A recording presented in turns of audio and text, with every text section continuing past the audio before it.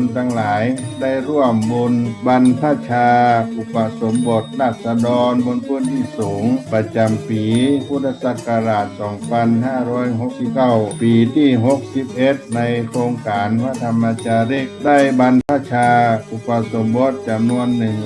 193 รูปถวายเป็นพระราชกุศลสมเด็จพระนางเจ้าสิริกิติ์พระบรมราชินีนาถพระบรมราชชนนีพันปีหลวงในวันที่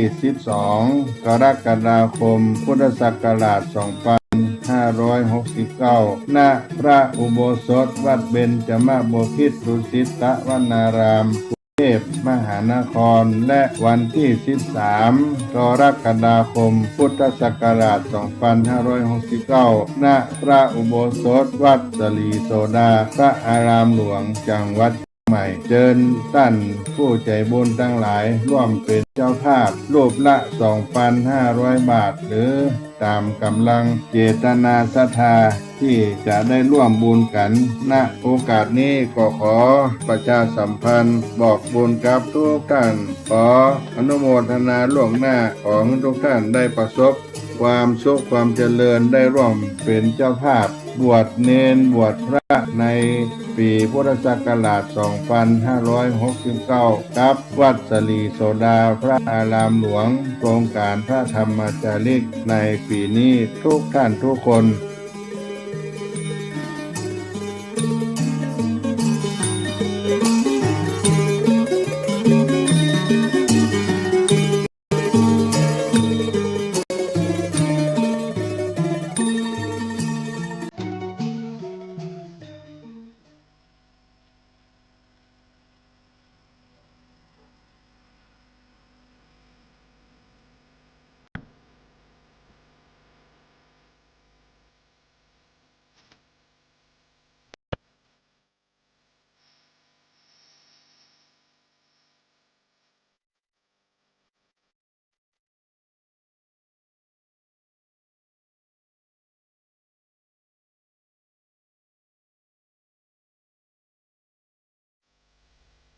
งานเผยแผ่เป็นหัวใจสำคัญของพุทธศาสนา พระพุทธเจ้าอุบัติขึ้นมาบนเป้าหมายแห่งการเผยแผ่ความดีนำความแทรกไว้ในจุดที่มีความดีไม่มากค่อยๆเจือจางจนกระทั่งความไม่ดีนั้นหายไปเหลือแต่ความดีหรือมีดีมากกว่าไม่ดี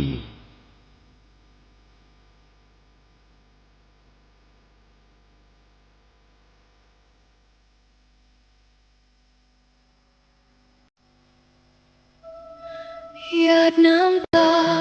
หลั่งรินท่วมแผ่นดินเมื่อได้ยินข่าวเศร้าวิปโยคใหญ่น้อมดวงจิตส่งเสด็จสู่ฟ้าไกลองค์เจ้าฟ้าพัชรกิติยาภาผู้ทรงธรรม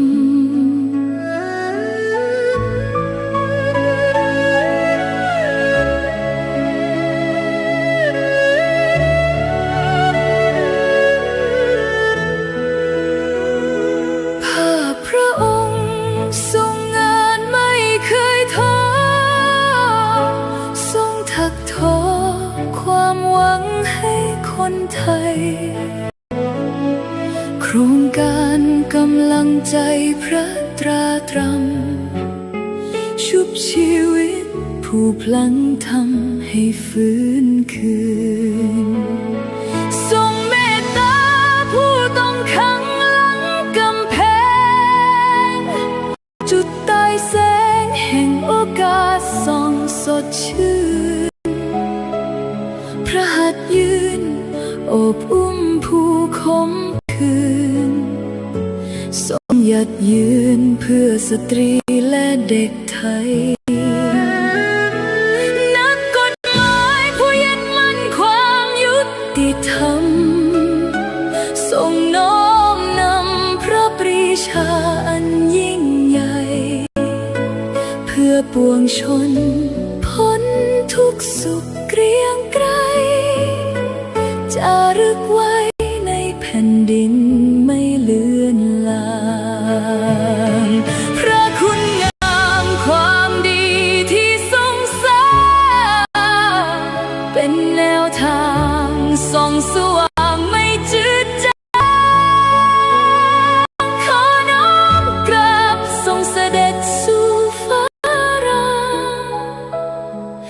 สิทธิ์ข้ามฝากฟ้าชั่วนิรันดร์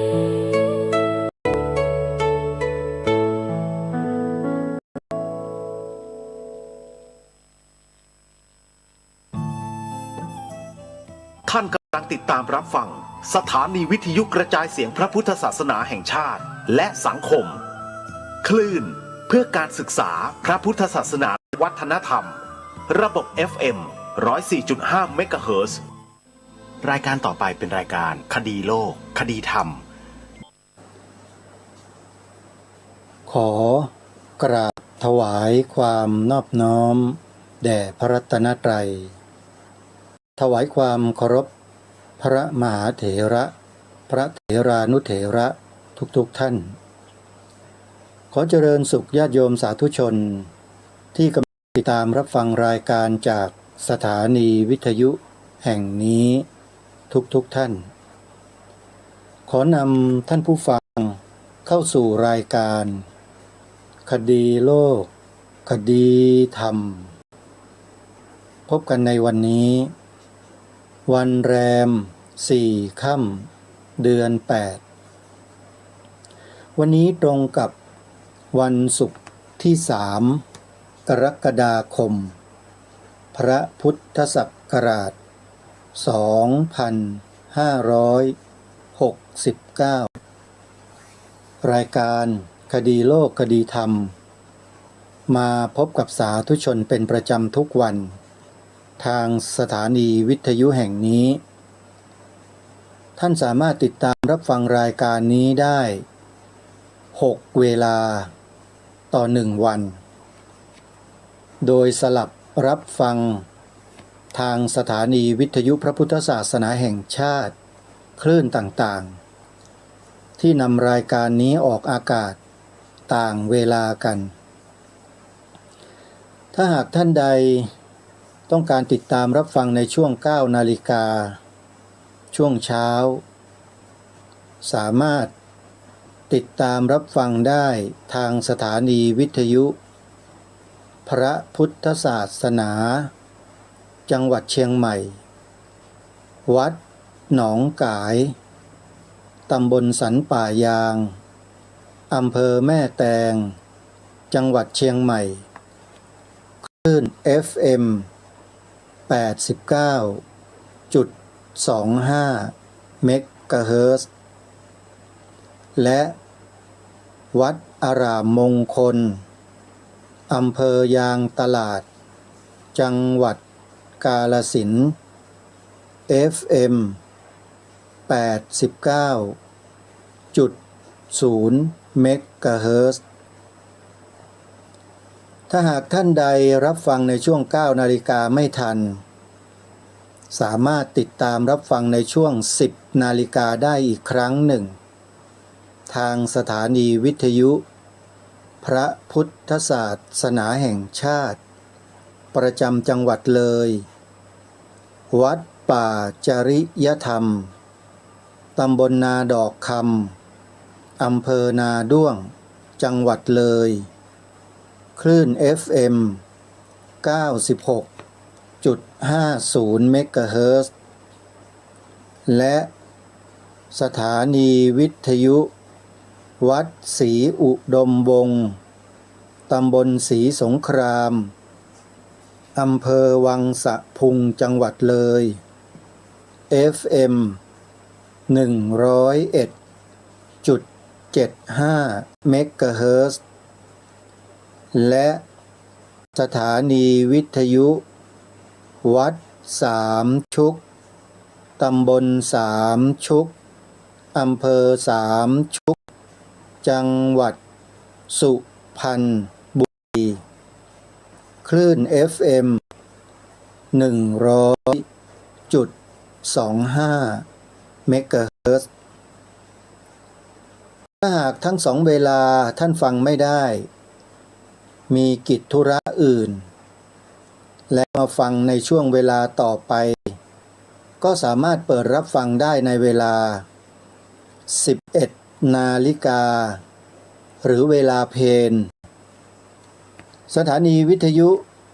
ที่ออกอากาศเวลา 11 นาฬิกานั้น คือสถานีวิทยุพระพุทธศาสนาแห่งชาติ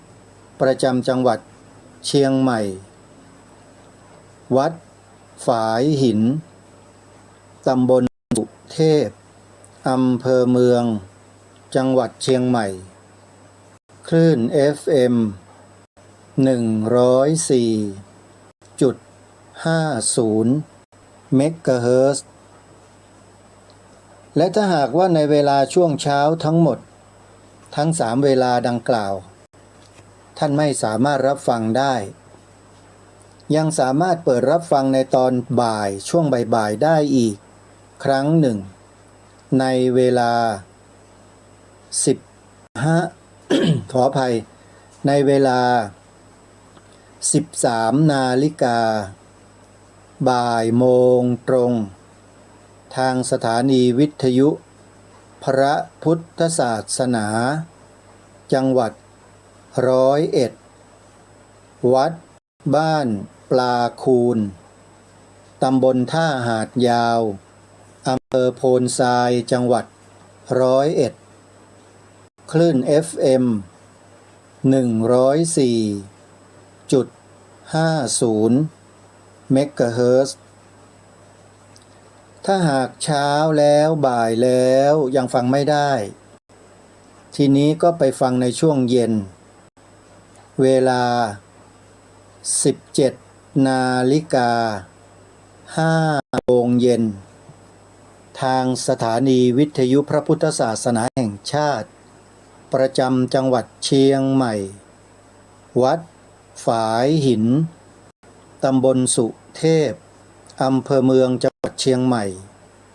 คลื่น FM 104.50 เมกะเฮิรตซ์ได้อีกครั้งหนึ่งเมื่อฟังไม่ได้ตอนกลางวัน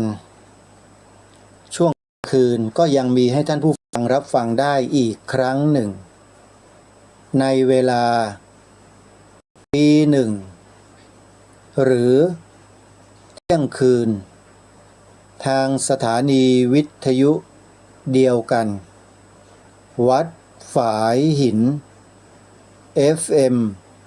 104.50 เมกะเฮิรตซ์เฉพาะสถานีวิทยุพระพุทธศาสนาแห่งชาติประจำจังหวัดเชียงใหม่วัดฝายหินสถานีเดียวออกรายการคดีโลกคดีธรรมถึง3เวลาคือ11 นาฬิกาตอนเพล17 นาฬิกาตอนเย็นและเที่ยงคืนตีหนึ่งตอนดึก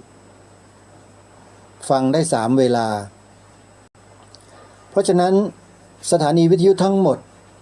ที่ออกรายการคดีโลกคดีธรรมนี้ท่านสามารถติดตามรับฟังสถานีวิทยุเหล่านี้ได้ในที่เดียวนั่นก็คือโทรศัพท์มือถือของท่านจะมีสถานีวิทยุนี้อยู่ในโทรศัพท์ของท่านแต่เงื่อนไขก็คือว่าท่านต้องมีแอปพลิเคชันวิทยุพุทธศาสนาทั่วไทยอยู่ในโทรศัพท์ของท่านก่อนและท่านจึงสามารถเปิดรับฟังสถานีวิทยุเหล่านี้ได้และไม่ใช่แค่นี้แอปพลิเคชันนี้ยังมีสถานีวิทยุพระพุทธศาสนารวมกันอยู่จำนวนทั้งสิ้น50 สถานีเข้าไปแล้วโยมฟังสถานีวิทยุภาคไหนก็ได้มีทุกภาคเลยอยู่ในแอปพลิเคชันนี้แหละรวมถึงสถานีวิทยุที่ออกรายการคดีโลกคดีธรรมทั้งหมดธรรมะคลื่นสีขาวเพื่อชาวประชาก็ออกรายการคดีโลกคดีธรรมด้วยเช่นกันสาธุชนญาติโยมทุกท่านครูอาจารย์ที่ท่านรับรายการคดีโลกคดีธรรมออกอากาศท่านมีความเข้าใจท่านมีความเชื่อมั่น แล้วท่านก็ยืนยันกับญาติโยมเหมือนกับอาตมายืนยันเนี่ยแหละว่า รายการเนี้ยไม่ได้กล่าวหาใครไม่ได้ต่อว่าใครไม่ได้ตำหนิใครโดยไม่มีเหตุผลอยู่ๆนึกจะด่าจะว่าจะอะไรตำหนิใครก็โผล่มาไม่ใช่นะโยมมันต้องมีเหตุถึงตำหนิถึงจะต่อว่าถ้าไม่มีเหตุรายการนี้จะไม่แตะต้องเลยโยมแต่ถ้ามีเหตุเมื่อไหร่โดนและเหตุต้องเป็นเหตุสำคัญด้วยสำคัญระดับชาติไม่ใช่สำคัญเพียงเรื่องขี้ผงแล้วเอามาพูดอาตมาไม่พูดเรื่องพวกนั้นเรื่องเล็กๆน้อยๆเรื่องกระจิบกระจ้อยนี่อาตมาไม่ค่อยสนใจหรอกโยมเรื่องส่วนตัวของใครไม่ยุ่งอ่ะแต่ถ้าเรื่องส่วนรวมเรื่องชาติเรื่องพระพุทธศาสนาเรื่องพระมหากษัตริย์ถือว่าเป็นภารกิจหลักๆที่อาตมาภาพจะต้องทำหน้าที่ถ้าหากใครที่ไม่เห็นด้วยแล้วคิดจะต่อต้าน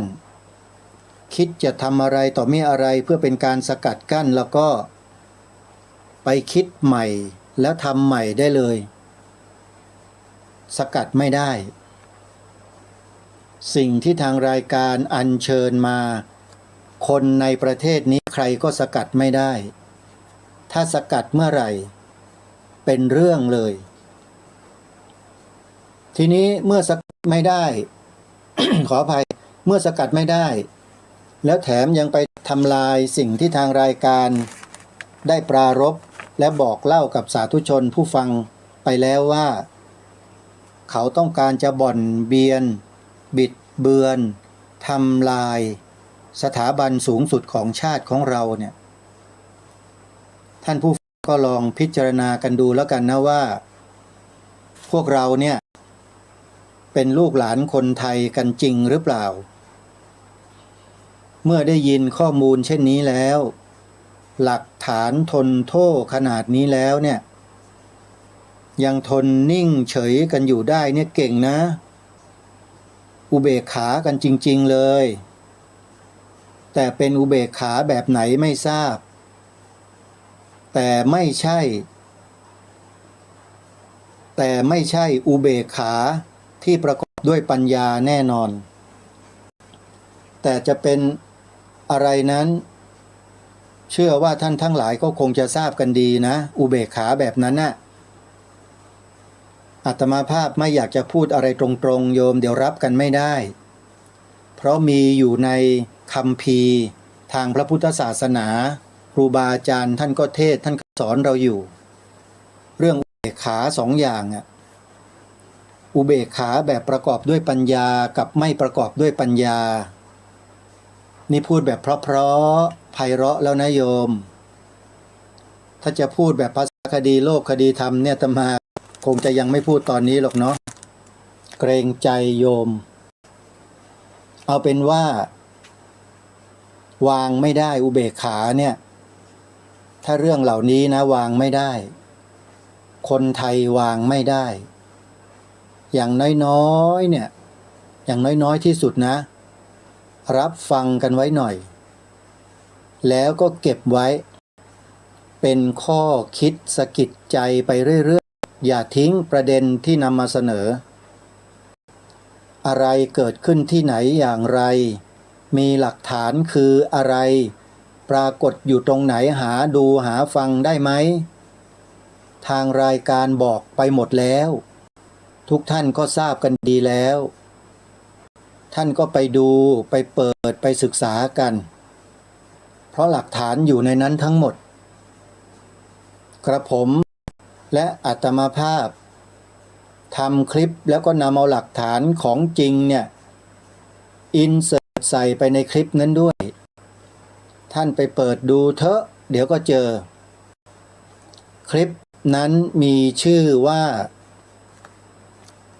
บิดเบือนธงชาติดีทีวี หรืออีกชื่อหนึ่งภัยคุกคามพระพุทธศาสนาดีทีวีชื่อหลังเนี่ยจะมีข้อมูลเลยเพราะครูบาอาจารย์อีกหลายรูปไม่ว่าจะเป็นเจ้าคุณพระพรหมบัณฑิตอดีตอธิการบดีมหาวิทยาลัยมหาจุฬาลงกรณราชวิทยาลัยเจ้าคุณพระธรรมกิติเมธีอดีตรองอธิการบดีฝ่ายวิชาการมหาวิทยาลัยมหามกุฏราชวิทยาลัยอดีตประธานศูนย์พิทักษ์พระพุทธศาสนาแห่งประเทศไทยแล้วก็ยังมีอีกมากมายหลายท่านเลยในชื่อนี้นะชื่อคลิปเนี่ยภัยคุกคามพระพุทธศาสนาดีทีวีแล้วท่านเปิดดูได้เลยฟังแล้วท่านเก็บข้อมูลเหล่านี้ไว้แล้วก็ช่วยกันแชร์ต่อกันไปเยอะๆน้อยก็ถือว่าได้ทำหน้าที่เผยแพร่ข้อมูลข่าวสารที่เป็นประโยชน์ต่อส่วนรวมด้วยกันแชร์ไปเยอะๆนะโยมคัดลอกลิงก์ญาติโยมเราส่วนมากก็ทำกันไม่เป็นนะโยมแม่จันทิพย์โยมแม่ฟองจันโยมอะไรต่อไม่อะไรของเราเนี่ยพอบอกว่าคัดลอกลิงก์วิดีโอใน YouTube คลิปที่แนะนำให้เนี่ยคัดลอกลิงก์แล้วส่งต่อแชร์ต่อโยมบอกว่าอะหยังก็ทำบ่เป็นยุ่งเลยทีนี้แนะนำกันหน่อยเด้อใครถ้าทำเป็นเนี่ยโยมจะได้เก่งๆกันเวลามีคลิปอะไรดีๆก็จะได้ช่วยกันแชร์ช่วยกันส่งต่อให้คนอื่นเขาได้รู้ได้ฟังกันด้วยโยมไม่เช่นนั้นข้อมูลมันก็อยู่แค่มันตรงนั้นเองกับเราเท่านั้นน่ะมันไม่ได้ไปไหนเลยโยมสิ่งเหล่านี้เขาสร้างขึ้นมาเพื่อให้เราใช้งานโยมใช้มันให้เต็มที่แชร์ออกไปโยมดูแล้วก็แชร์ออกไปเพื่อให้คนไทยอีกจำนวนมากที่ยังไม่รู้เนี่ยได้รู้เรื่องราวเหล่านี้นะนี่ก็จบลงเท่านี้ก็อย่าพูดไปแล้วหยุดไม่ได้ทีนี้มาที่ข่าวประชาสัมพันธ์เร่งด่วน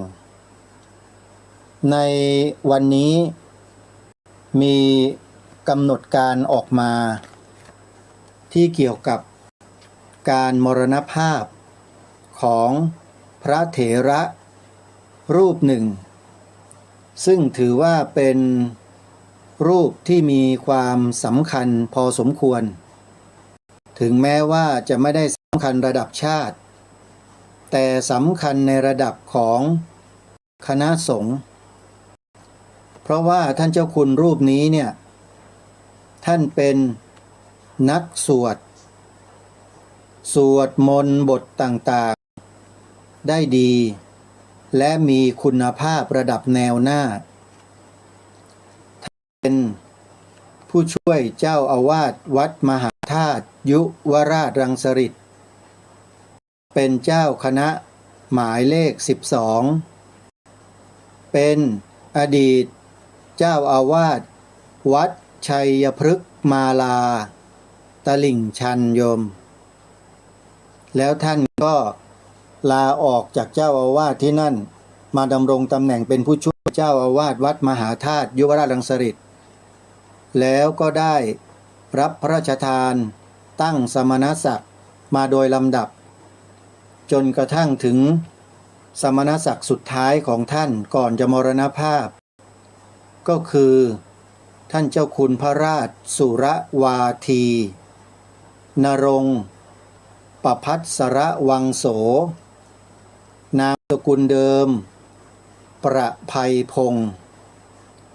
วิทยาฐานะนักธรรมเอกปริญญาธรรม4ประโยคอายุ80ปีพรรษา60ท่านมรณภาพลงอย่างสงบณโรงพยาบาลจุฬาลงกรณ สภากาชาดไทย เมื่อวันที่1 กรกฎาคม พระพุทธศักราช 2569 เวลา 23:55 นาที ซึ่งทางวัดมหาธาตุยุวราชรังสฤษฎ์กำหนดจัดพิธีสงน้ำศพ พิธีพระราชทานน้ำหลวงสงศพ และพิธีบำเพ็ญกุศลสวดพระอภิธรรมศพ ณ อาคารมหาธาตุวิทยาลัย วัดมหาธาตุยุวราชรังสฤษฎ์แขวงพระบรมมหาราชวัง เขตพระนคร กรุงเทพมหานคร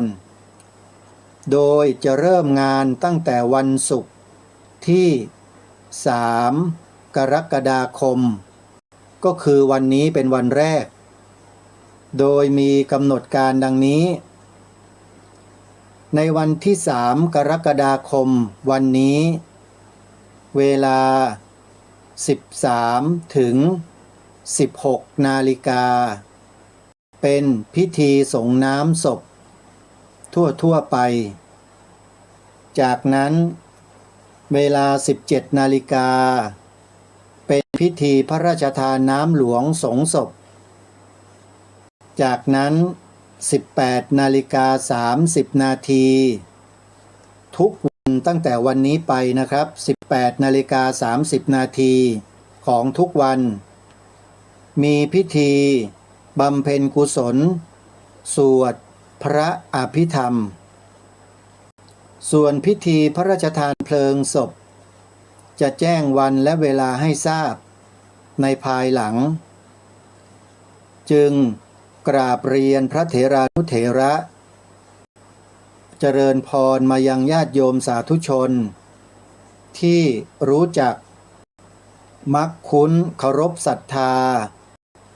ในเจ้าคุณพระราชสุรวาที นรงค์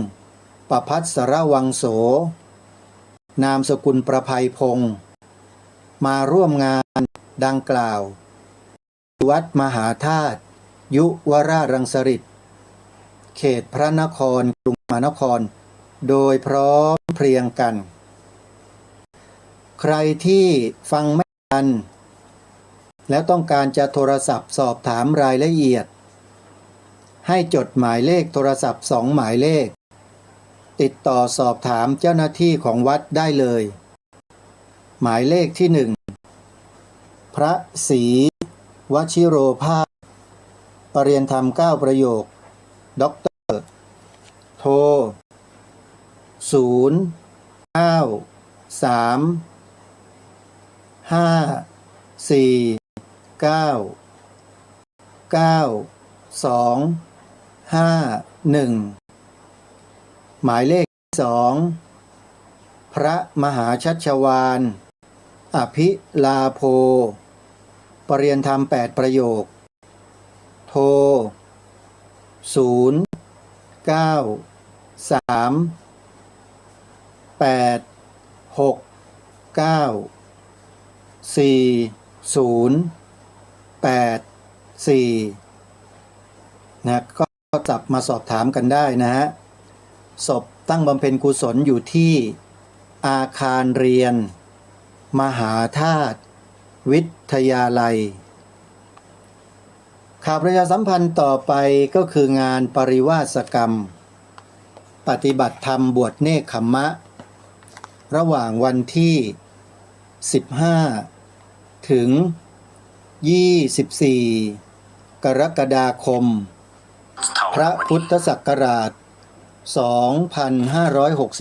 2569 ณ วัดศรีอุดมวงศ์ ตำบลศรีสงคราม อำเภอวังสะพุง จังหวัดเลย ขอกราบอาราธนานิมนต์พระคุณเจ้า ที่ต้องการอยู่ปริวาสกรรมชำระศีล นิมนต์ครับ ที่วัดศรีอุดมวงศ์ยินดีต้อนรับ และเชิญชวนญาติโยมอุบาสกอุบาสิกา นุ่งขาวห่มขาว บวชเนกขัมมะ ฟังธรรมปฏิบัติธรรม ร่วมกันกับครูบาอาจารย์ตลอดทั้ง9วัน15ถึง24กรกฎาคมนี้ท่านใดจะโทรศัพท์สอบถามเพื่อร่วมเป็นเจ้าภาพภัตตาหารเช้าเพลน้ำปานะร่วมถวายสลากพัดแด่พระสงฆ์ที่มาอยู่ปริวาสกรรมติดต่อสอบถามร่วมทำบุญได้ที่หมายเลขโทรศัพท์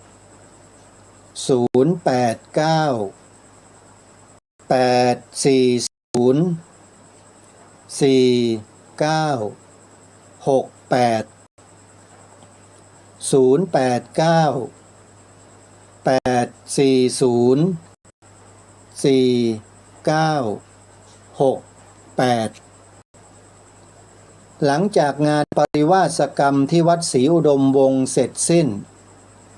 ก็มีงานบุญต่อเนื่องกันเลยในวันที่25และ26กรกฎาคมนั่นก็คืองานทำบุญครบ100วันพระครูจริยสารธรรมและครบ2 ปีของหลวงพ่ออำนาจสุจิตโตพระสงฆ์2 รูปนี้เป็นพ่อลูกกันโยมบวชกันทั้งสองแล้วก็ได้มรณภาพลงไปแล้วทั้ง2 รูปและในวันที่25-26กรกฎาคมเนี้ยจะทำบุญอุทิศให้ทั้ง2 ท่านพร้อมกันณวัดป่าจริยธรรมตำบลนาดอกคำอำเภอนาด้วงจังหวัดเลยและงานในครั้งนี้มีอุบาสก2 ท่านจะขออุปสมบทเพื่ออุทิศบุญกุศลถวายแด่ครูบาอาจารย์ทั้ง2 รูปด้วยมีบวช2 ท่านนะโยมนะบวชในตอนเช้าวันที่15กรกฎาคมที่วัดป่าจริยธรรมญาติโยมท่านใดที่จะสอบถามรายละเอียดต่างๆไม่ว่าจะเป็นสถานที่เวลากิจกรรมหรือแม้แต่จะร่วมทำบุญมีช่องทางไหนทำอย่างไรสามารถที่จะจดหมายเลขโทรศัพท์เพื่อสอบถามรายละเอียดกับทางเจ้าหน้าที่ได้หมายเลขโทรศัพท์ติดต่อ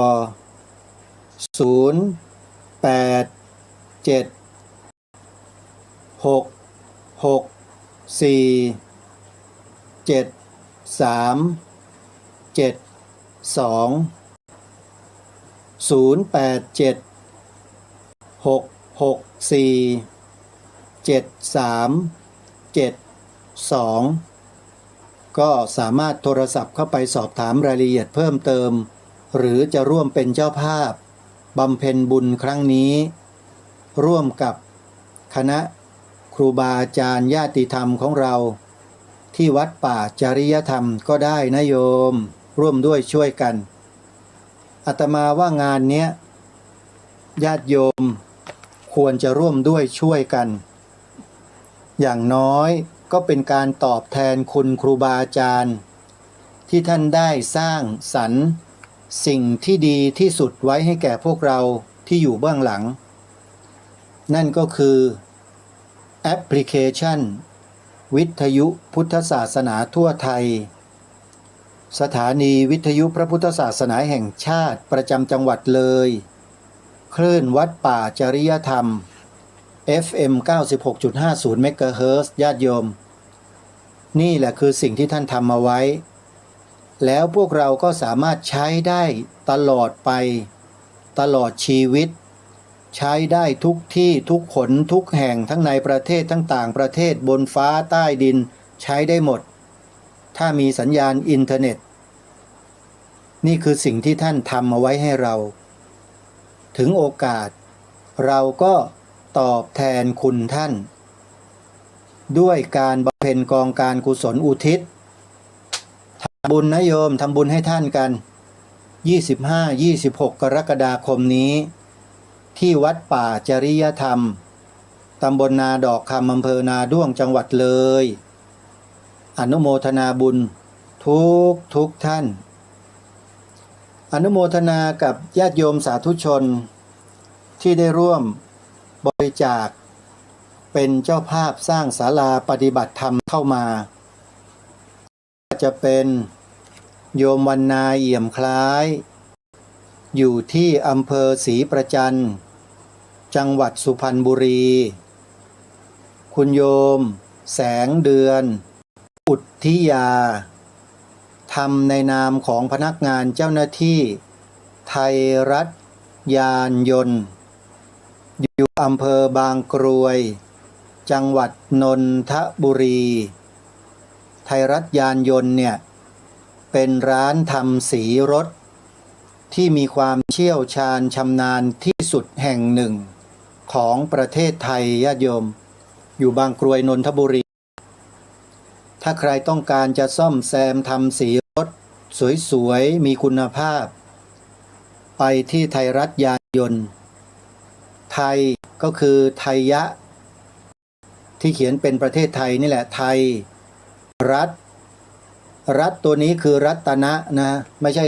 ใช่รัฐะนะโยมไทยรัตนะการันนะนอนหนูการันยานยนต์บางกรวยนนทบุรีโยมไปสนับสนุนทำบุญกันผ่านที่บริษัทนี้ก็ได้เพราะว่าเจ้าของบริษัทนั้นเป็นคนทำนะโยมนี่แหละคือคนบุญต้องสนับสนุนกันโยมอภิวัตเจริญวัยพ่อค้าร้านขนมทองม้วนโบราณแม่แป๊ดตลาด100 ปี3 ชุกอำเภอ3 ชุกจังหวัดสุพรรณบุรีก็ยังโอนปัจจัยเข้ามาทุกวันไม่เคยขาดวันละ200 บาทเพื่อร่วมเป็นเจ้าภาพสร้างศาลาปฏิบัติธรรมให้กับสวนป่าสามัคคีธรรมขออนุโมทนาเป็นอย่างยิ่งขอให้ร้านขนมทองม้วนโบราณร้านแม่แป๊ดตลาด100 ปี3 ชุกขายดีมีกำไรเยอะๆร่ำรวยมหาศาลเป็นมหาเศรษฐีใจบุญขอให้ใจบุญนะโยมจะได้รวยยิ่งขึ้นอนุโมทนาบุญกับโยมอภิวัตเจริญวัยแล้วก็โยมลัคนานีรัตน์โยมอีกหลายๆท่านที่อาตมาไม่ได้เอ่ยนามนะขอให้ญาติโยมนั้นเมื่อตั้งใจแล้วเสียสละแล้วบุญนั้นสำเร็จทันทีแล้วโยมแล้วก็คอยรับอานิสงส์บุญไปเรื่อยๆศาลาหลังนี้ใช้ประโยชน์ตลอดบุญเกิดกับผู้เป็นเจ้าภาพสร้างตลอดเลยแต่ตอนนี้ยังมีเจ้าภาพไม่ครบยังขาดอยู่อีกเยอะพอสมควรญาติโยมเจ้าภาพพื้นศาลา240 ตารางเมตรละ500 บาทหลังคา280 ตารางเมตร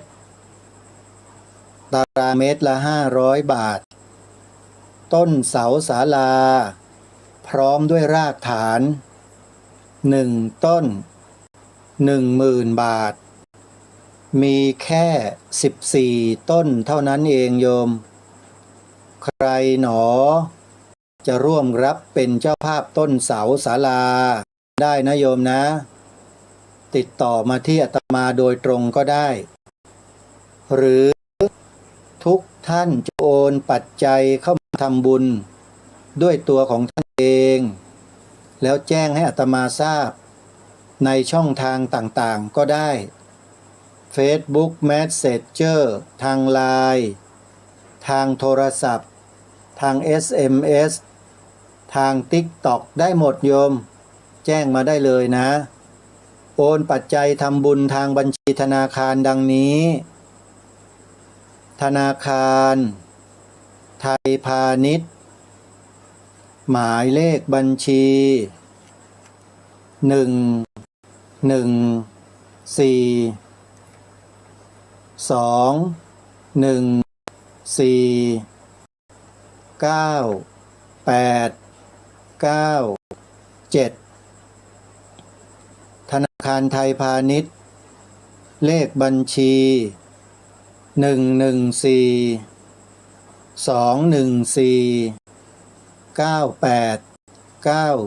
11421949897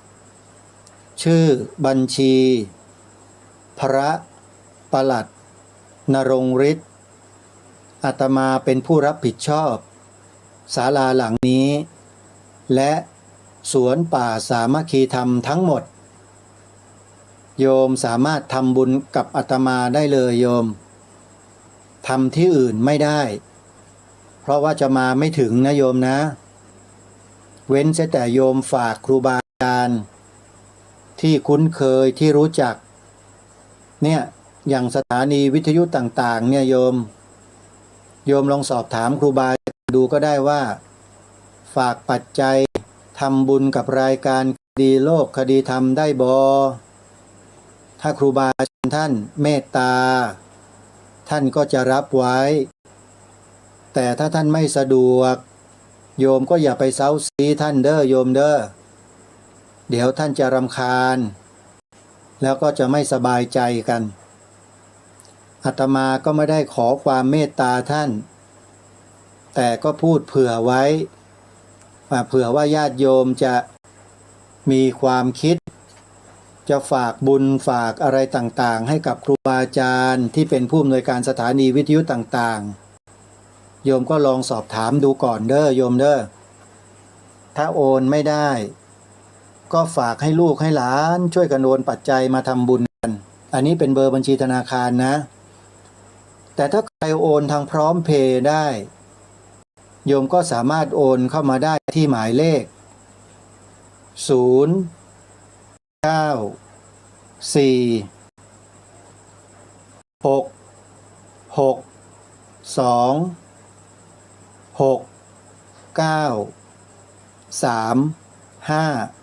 เป็นเบอร์โทรศัพท์ของอาตมาด้วย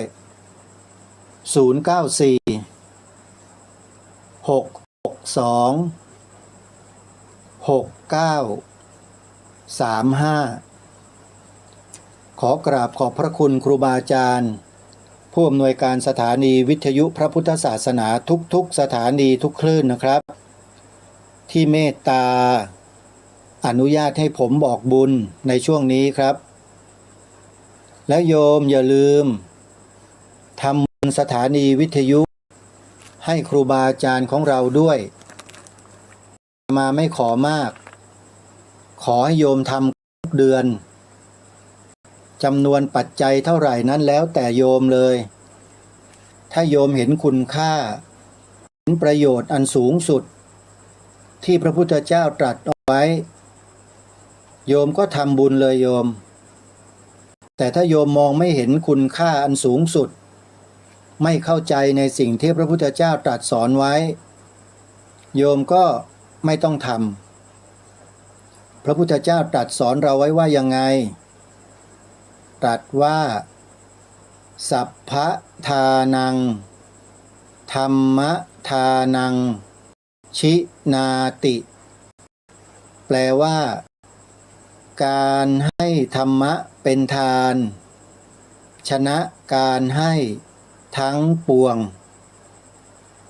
การที่ญาติโยมทำบุญค่ากระแสไฟฟ้าให้กับสถานีวิทยุของครูบาอาจารย์ของเราที่โยมกำลังฟังอยู่เนี่ยนั่นแหละคือบุญใหญ่มโหฬารมหาศาลตามที่พระเจ้าตรัสไว้เมื่อสักครู่พระองค์ตรัสไว้ชัดเลยเห็นไหมการให้อะไรก็แล้วแต่ที่เป็นทานทั้งหลายทั้งปวงเนี่ยแพ้การให้ธรรมะเป็นทานหมดเลยโยมมีเหตุผลประกอบด้วยแต่เดี๋ยวไว้ ค่อยมานำกล่าวอธิบายทีหลังนะโยมนะยังไงก็ขอให้เชื่อพระพุทธเจ้าไว้ก่อนเชื่อแล้วไม่ตกต่ำแน่นอนพระพุทธเจ้าเนี่ยโยมแต่ถ้าไปเชื่ออย่างอื่นไม่แน่จะตกต่ำไวด้วยอันนี้ก็ต้องระมัดระวังศึกษาพิจารณากันดูให้ดีก่อนนะโยมนะแต่ถ้าเชื่อพระพุทธเจ้าแล้วไม่ตกต่ำเลยเจริญโดยส่วนเดียวโยมธรรมกาโมภวังโหติธรรมเทศสีปราภโวพระพุทธองค์ตรัสไว้ชัดธรรมกาโมภวังโหติแปลว่าผู้ใดใคร่ธรรมผู้นั้นเจริญธรรมเทศสีปราภโวผู้ใดชังธรรมผู้นั้นเสื่อมอันนี้ไปพิจารณากันดูนะสิ่งที่ทางรายการแนะนำญาติโยมว่าเหมาะสมไหมควรไหมแล้วจะรอวันเวลาต่อไปอีกไหมหรือจะทำเดี๋ยวนี้เลยเหมือนกับโยมแม่ผู้ช่วยศาสตราจารย์นันทพรวรกุลพร้อมด้วยลูกสาวพอบอกว่าจะทำกับอาตมาทำทันทีเลยโอนมาถวาย 2,000 บาทเลี้ยงดูแม่1,000สร้างศาลา1,000เนี่ยบุญโอ้โหอย่างแรงเลยนี่พอบอกปุ๊บทำปั๊บเลยเนี่ยโยมเห็นไหมอนุโมทนาบุญนะโยมแม่นันทพรนะขอให้สุขภาพแข็งแรงพร้อมด้วยโยมลูกสาวขอให้มีอายุมั่นขวัญยืนสุขภาพดีมีความสุขทุกท่านทุกคนนะโยมนะเอาละมาฟังธรรมกันดีกว่าติดค้างญาติโยมไว้เมื่อ2 วันที่แล้วเปิดหลวงพ่อไม่จบวันนี้น่าจะจบสักตอนหนึ่งละแล้วก็ตอนใหม่สักนิดนึงแล้วเดี๋ยวไปฟังกันต่อในวันต่อไปนะเดี๋ยวไปติดตามรับฟังพร้อมๆกันประพฤติภิกษุ ถ้าไม่มีพระภิกษุแล้ว อุบาสกอุบาสิกาที่เป็นโสดาบันสกิทาคาอนาคายังรักษาพระศาสนาได้ไหมไม่ได้ไม่สามารถรักษาได้อุบาสกอุบาสิกาที่เป็นโสดาสกิทาคาอนาคาก็จะแยกย้ายกระจัดกระจายทำไมไม่ได้อะคะที่ไหนก็ไม่ได้ประเทศไหนก็ไม่เคยมีที่จะทำศาสนาให้ดำรงอยู่ได้ด้วยอุบาสกอุบาสิกาไม่มีเลยไม่มีประเทศไหนใดๆเลยเหตุที่ไม่ได้เพราะว่าเพศของพระภิกษุจริงๆแล้วถ้าไม่มีพระภิกษุแล้วเนี่ยรัตนตรัยองค์3ก็จะไม่ครบด้วยไหมคะมันไม่มีขบวนการที่จะสืบทอดมันหายไปแต่ถ้าเกิดประเทศหนึ่งไม่มีพระภิกษุแต่ประเทศอื่นมีก็ได้นะคะก็ประเทศนั้นที่ไม่มีอุบาสกก็จะเหมือนมีเหมือนไม่มีเลยผู้บรรลุธรรมแล้วก็ได้ชื่อว่าสงฆ์ไม่ใช่หรือครับบรรลุธรรมได้ชื่อว่าเป็นผู้บรรลุธรรมนะเขาไม่เรียกว่าสงฆ์นะบรรลุเป็นโสดาเขาเรียกว่าอริยโสดาเขาไม่เรียกสงฆ์นะแต่สงฆ์ที่หลวงพ่อเคยบอกว่าสงฆ์นี่คือสงฆ์นี่ถ้าพูดถึงโดยรวมเนี่ยคือสังคมโดยรวมแต่ว่าสงฆ์ที่เป็นนาบุญเนี่ยต้องมีเพศเป็นเครื่องปรากฏถ้าสงฆ์ที่ทำสังฆกรรมเนี่ยต้องมีเพศเป็นเครื่องปรากฏอริยโสดาที่อยู่ในเพศฆราวาสอริยสกิทาคาอริยอนาคานี่ทำอะไรไม่ได้เลยถ้าเป็นฆราวาสนะทำได้เพียงแค่อุปถัมภ์อุปถาบำรุงบทบาททำได้เท่านี้จริงดูได้ในครั้งพุทธกาลเลยมีอริยะที่เป็นโสดาสกิทาคาเป็นอนาคาที่เป็นฆราวาสมีคนไหนที่ทำอะไรได้มากกว่าการบำรุงไม่มีที่จะสืบทอดนำทำพระศาสนาเนี่ยจากใจสู่ใจจากจิตสู่จิตได้เนี่ยก็คือภิกษุเท่านั้นในบทสวดสังฆคุณกล่าวถึงผู้ควรกราบไหว้บูชาหรือสงฆ์ก็คือคู่แห่งบุรุษ4คู่ไม่ใช่หรือครับได้แต่ว่าถ้าเรียกผู้อุบาสกที่อยู่ในเพศอย่างนี้ถ้าเป็นโสดา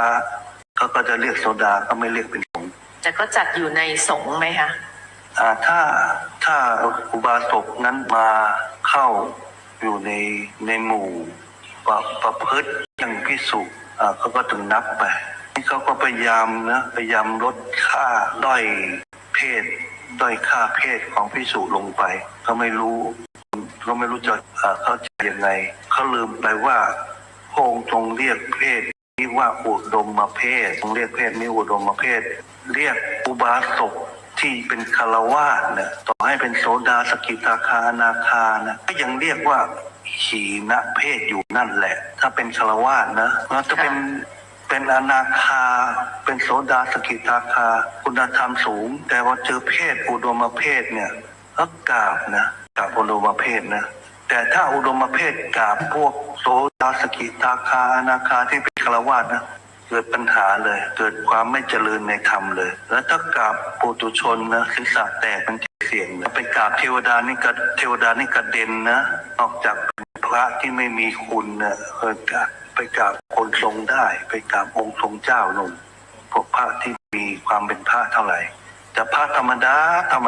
านั้นแหละขนาดอรหันต์ที่เป็นอรหันต์นะแต่ว่าไม่ได้เป็นพระภิกษุนะเป็นสามเณรนะยังอุปถากพระที่เป็นปุถุชนอยู่เลยกราบไหว้พระที่เป็นปุถุชนทุกวี่ทุกวันสามเณรที่เป็นอรหันต์แท้ๆนะฐานะเนี่ยคือกราบได้ไม่เถื่อนพูดถึงธรรมมันคือคู่แห่งบุรุษสี่คู่เป็นนามธรรมซึ่งเป็นเรื่องที่เอามาคุยโม้กันเอามาพูดกันไม่ได้แอบอ้างกันดังนั้นเขาก็บอกก็เป็นสงฆ์กันได้มั่วซั่วไปหมดคู่แห่งบุรุษสี่คู่เนี่ยมันเป็นนามธรรมนะนั่นก็จะมองเห็นว่าพวกบัญญัตินาบุญเนี่ยต้องบัญญัติ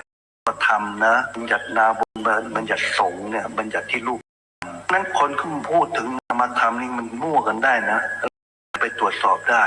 มันก็เลยมีปัญหาอยู่ทุกวี่ทุกวันคนมันเข้าใจผิดไงสงฆ์เนี่ยจริงๆเนี่ยเอาเข้าจริงๆมันคือว่าไปตามนามธรรมเนี่ยมันคุณสมบัติแต่ว่าเมื่ออยู่ในสังคมแล้วเนี่ยเขาไม่สามารถเอาคุณสมบัติที่เป็นนามธรรมเนี่ยมาเป็นตัวชี้วัดมาเป็นตัวตัดสินว่าเป็นนาบุญเป็นสังฆกรรมเป็นอะไรได้เพราะว่าในสังคมมันต้องเป็นรูปธรรมพระองค์ถึงเพศต้องเป็นเพศภิกษุเท่านั้นและเป็นนาบุญของโลกเนี่ยต้องเป็นเพศภิกษุและปรากฏเป็นสงฆ์ให้อยู่ในเพศนี้ส่วนคุณสมบัติเป็นคุณสมบัติที่เป็นนามธรรมเนี่ยละไว้ในฐานของใครของท่านละไว้อยู่ในฐานของปัจจตังคือเป็นของจากของตนของตนแล้วก็จะรู้หน้าที่ตามเพศรู้สถานะตามเพศจึงมีข้อสุดท้ายสามีจิปฏิปันโนเนี่ยซึ่งเป็นเครื่องหมายบอกว่าคนที่คุณสมบัติของสงฆ์จะมีสี่ข้อนะที่เห็นเป็นรูปปฏิบัติดีปฏิบัติตรงปฏิบัติเพื่อออกจากทุกข์และปฏิบัติสมควรเขาเรียกว่าสามีจิปฏิบัติสมควรต่อฐานะเพศสามีจิปฏิปันโนนี่เป็นรูปธรรมนะส่วนนามธรรมเนี่ยก็สี่คู่แปดบุรุษก็โสดาสกิทาคานาอรหันต์เนี่ยมันเป็นสิ่งที่ใครก็มั่วกันจนกระทั่งไม่รู้จะเป็นอะไรตรวจมันไม่มีเกวัด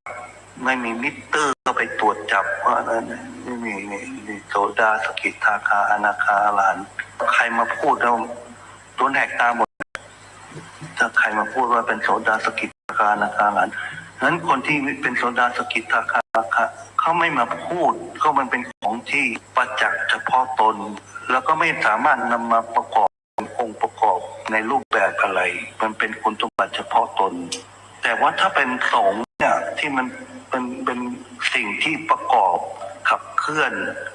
ที่เป็นส่วนแสดงออกมันเป็นรูปธรรมที่ต้องมีองค์ประกอบมันก็พวกมันต้องบัญญัติให้เป็นเพศอุดมเพศมีพฤติกรรมเป็นตัวชี้วัดสุปฏิปันโนเป็นตัวชี้วัดสุปฏิปันโนไม่พูดถึงเป็นโสดาสกิทาคาอรหันต์เลยนะสุปฏิปันโนอุชุปฏิปันโนไม่ได้พูดถึงโสดาสกิทาคาอรหันต์เลยปฏิบัติตรงตามคำสอนก็ใช้ได้แล้วอย่างบรรลุหรือไม่บรรลุนี่พุทธเจ้าก็สรรเสริญละกำลังปฏิบัติตรงตามนี้ปฏิบัติเพื่อมีวัตถุประสงค์เพื่อที่จะออกจากทุกข์แสดงว่าเป้าหมายการปฏิบัตินั้นเป็นสิ่งที่นับสามารถดูได้สามารถเห็นได้นับได้แล้วก็ปฏิบัติสมสถานะด้วยนะใค รจะเป็นยังไงอะไรเนี่ยรู้ฐานะว่าของตนเองเนี่ยมีฐานะอะไรควรประพฤติอยู่ในฐานะใดฐานะนั้นๆเขาเรียกว่ารูป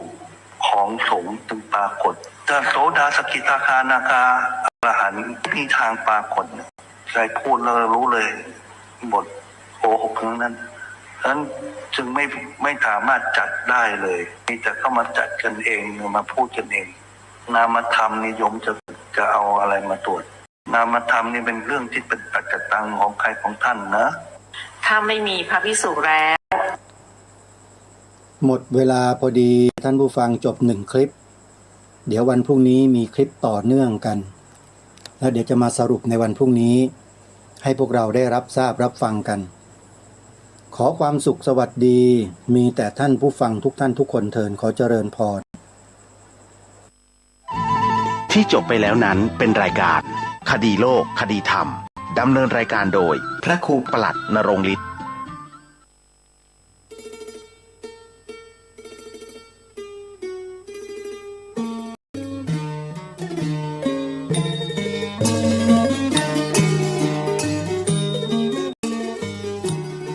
การบรรพชาอุปสมบทในปีนี้ในโอกาสนี้ขอเจริญพรเชิญชวนพุทธศาสนิกชนทั้งหลายได้ร่วมบุญบรรพชาอุปสมบทราษฎรบนที่สูงประจำปีพุทธศักราช 2569 ปีที่ 61 ในโครงการพระธรรมจาริกได้บรรพชาอุปสมบทจำนวน 193 ถวายเป็นพระราชกุศลสมเด็จพระนางเจ้าสิริกิติ์พระบรมราชินีนาถพระบรมราชชนนีพันปีหลวงในวันที่ 12 กรกฎาคม พุทธศักราช 2569 ณ พระอุโบสถวัดเบญจมาบพิตรดุสิตวนาราม กรุงเทพมหานครและวันที่ 13 กรกฎาคม พุทธศักราช